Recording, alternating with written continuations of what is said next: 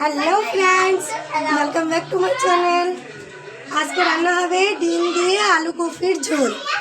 এখানটায় নিয়ে নিয়েছি আমি ফুলকপি, এখানটায় আলু, আর এখানটায় হচ্ছে ডিম।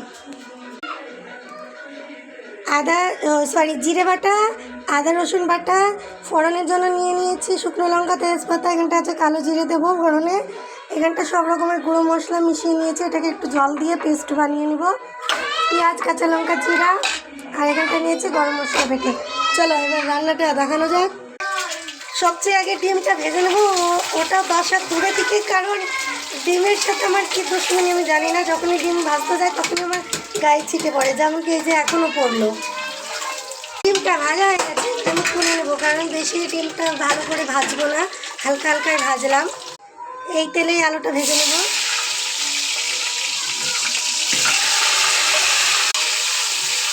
লাল লাল করে ভালো করে ভেজে নেবো আলুটা। আলুটা ভাজা হয়ে গেছে, এবার আমি এটা তুলে নেবো। ওই তেলেই আবার দিয়ে দেবো কপিগুলো। কপিগুলো লাল লাল করে ভালো করে ভেজে নেবো। এইগুলো আলু ডিম যেমন ভেজেছি তখন কপিটাও ভেজে নেবো। কপিটা ভাজা হয়ে গেছে, এবার এটাকে তুলে নেবো। কপিটা ভেজে তুলে নিয়ে ওর ভেতরে সামান্য একটু তেল দিয়েছি, এবার দিয়ে দেবো কালো জিরে, তেজপাতা, শুকনো লঙ্কা। এটাকে একটু ভালো করে ভেজে নেবো। ভাজা হয়ে গেছে, এর ভেতরে এবার দিয়ে দেবো কুচানো পেঁয়াজ আর কাঁচা লঙ্কা। এটাকে এবার লাল লাল করে ভালো করে ভেজে নেব পেঁয়াজটাকে, কারণ হালকা ভাজলে পরে পেঁয়াজ সবজিতে উপরে ভেসে ভেসে যাবে, ভালো লাগে না। পেঁয়াজটা ভাজা হয়ে গেছে, এর ভেতরে এবার দিয়ে দেবো আমি বেটে রাখা মশলা। বাটা মশলা দিয়ে এটাকে ভালো করে মিক্স করে নেব। এগুলোকে একটু ভালো করে ভেজে নেব। ভেতরে দিয়ে দেবো আমি গুঁড়ো মশলাগুলো, যেগুলো আমি পেস্ট করে রেখেছিলাম গুঁড়ো মশলা, ওইগুলো দিয়ে দেবো। এবার এটাকে ভালো করে কষে দেবো। সামান্য একটু জল দেবো ভালো করে মশলাটা ভাজার জন্য।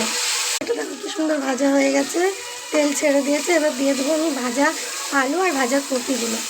আলু কপিটা এবার ভালো করে কষা হয়ে গেছে, এর ভেতরে এবার আমি একটু জল দিয়ে ফুটিয়ে ডিমগুলো দিব।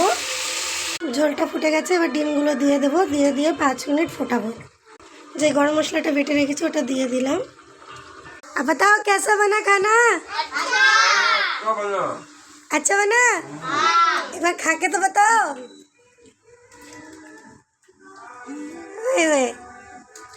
विवेक अच्छा बना ना?